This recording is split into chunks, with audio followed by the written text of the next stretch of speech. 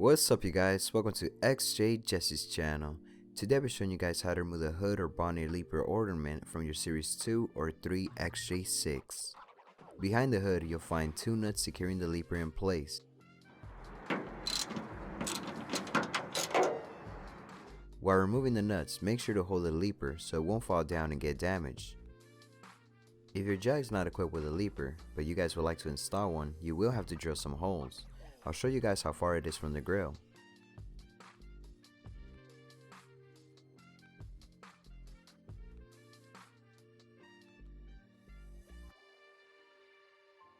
If you guys found this video helpful, please select the like button.